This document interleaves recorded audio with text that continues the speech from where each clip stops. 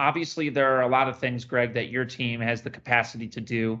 But one of the things that I mentioned earlier is around really the real estate world and the site selection piece and all of that. And you guys play a very important role in that, and that you're really trying to provide data for people to, find those sites and the demographic data that's required to be able to, find sites that are going to make sense for them and are actually going to produce, a more likely unit economic level that people want to see. Talk to me a bit about how that works and what you guys are doing and the role you play there.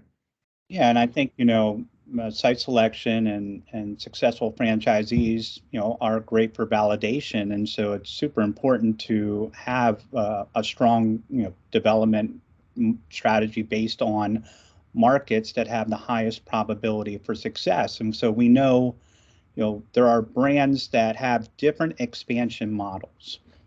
And so our traditional model is the hub and spoke, right? So corporate's in the middle. You don't go too far out. Maybe it's, corporate doesn't want to go beyond a 4-hour drive. There's a number of different factors at play too. It could be supply chain, things of that nature, maybe a regional supply chain limitation. And then there's service-oriented brands where they can be headquartered in Washington, D.C., and they have no supply chain limitations and they want to grow. So suddenly they're now placing their first location in Texas. So think about the strain from a franchise operations perspective. And so for us, when we think about using data to help franchisors make strong, good, and educated decisions on where to expand to, it starts by looking at the areas that have the highest saturation of ideal franchisee personas, and then more importantly, ideal customer personas. And then beyond that, brands should start studying and understanding how many ideal customer personas are needed in a given trade area for a location to have a high probability of success. And when I say success for the most average of average operators. And so it's critically important that the executive team spend some time looking at what are the key criteria for a successful territory.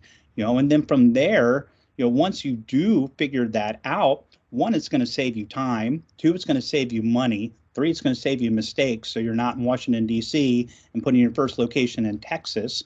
And then most importantly, when done correctly, it's going to limit or mitigate any possibility. I mean, not any possibility, but it mitigates litigation.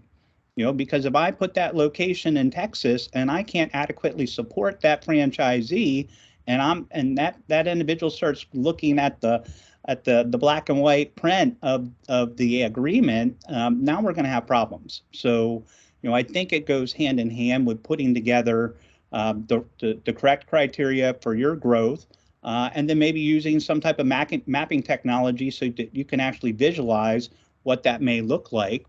And then, there are instances as you continue to grow where you may want to hire specialists to do a white space analysis and make sure that you're not oversaturating a market or cannibalizing growth with your existing franchisees. So it gives you the ability for sustained growth. And I think when done correctly, you eliminate the guesswork. And so now you've set a path for continued growth that you'll be able to enjoy without any future issues. But things do evolve. But I think the buckshot approach of just, hey, we'll take anyone who can stroke a check and fog a mirror and worry about supporting them after the fact is not a good foundation in which to get your franchise system off the ground.